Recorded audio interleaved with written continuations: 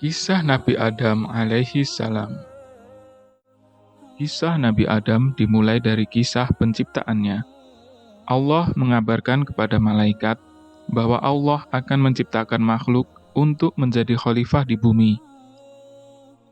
Para malaikat kemudian bertanya, dengan tujuan untuk mencari tahu hikmah di balik penciptaan Adam. Para malaikat bertanya, apakah Allah akan menciptakan makhluk yang akan merusak dan menumpahkan darah di bumi? Sebab jauh sebelum penciptaan Adam, bumi telah dihuni oleh makhluk yang menyebabkan kerusakan dan bertumpahan darah, yaitu para jin. Jin sudah ada di bumi 2000 tahun sebelum penciptaan Adam.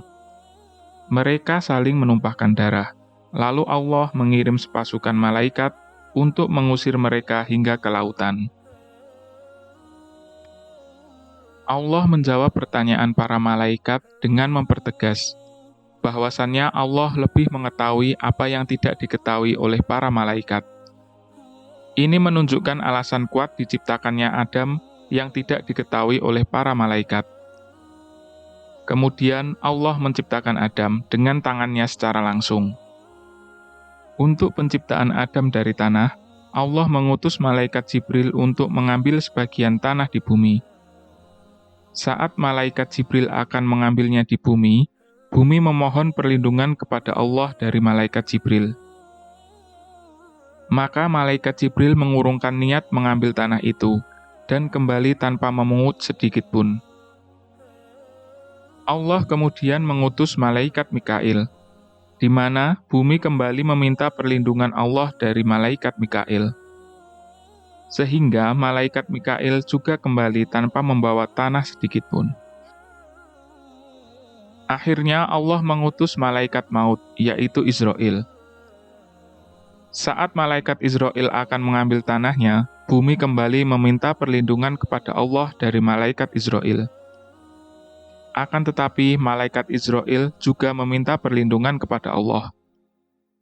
Ia meminta perlindungan untuk melaksanakan perintah Allah untuk mengambil tanah di bumi.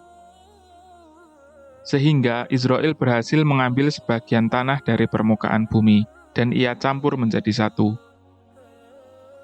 Ia tidak hanya mengambil tanah dari satu tempat, ia mengambil sebagian dari tanah putih, tanah merah, dan tanah hitam. Karena itulah, anak keturunan Adam kelak memiliki warna kulit yang berbeda-beda. Malaikat maut kemudian membawa tanah itu naik ke hadapan Allah. Dan saat dibawa oleh malaikat Israil, tanah-tanah tersebut menjadi basah sehingga melekat satu sama lain.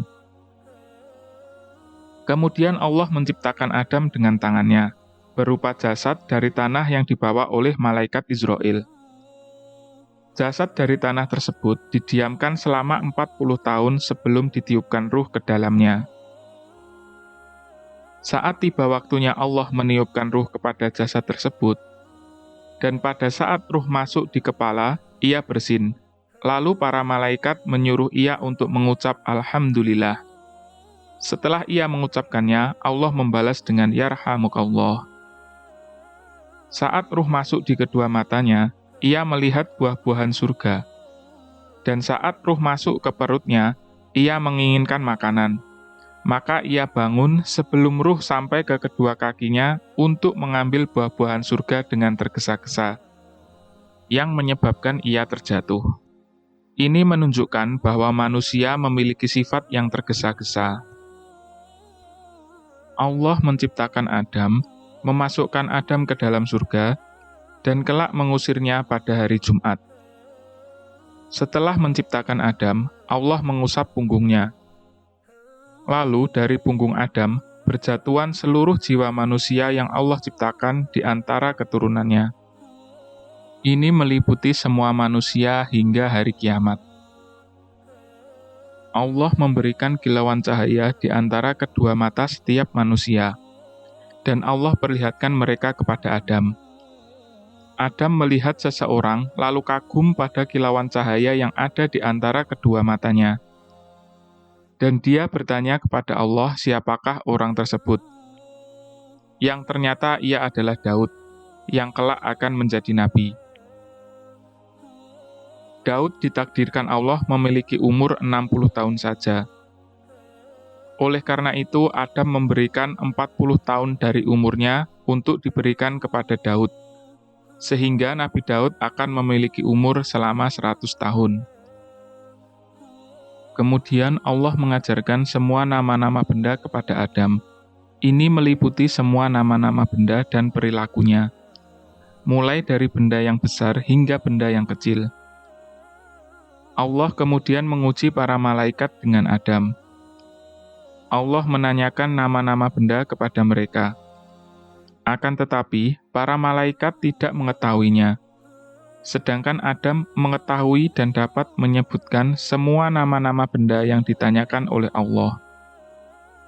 Untuk menunjukkan penghormatan, Allah memerintahkan para malaikat untuk sujud kepada Adam. Maka para malaikat pun bersujud kepada Adam sebagai bentuk penghormatan. Akan tetapi, di antara para malaikat ada satu makhluk yang tidak ikut bersujud. Dia adalah iblis. Siapakah iblis ini? Mengapa ia ada di antara para malaikat? Dan mengapa ia tidak mau bersujud kepada Adam? Akan kita teruskan di kisah selanjutnya.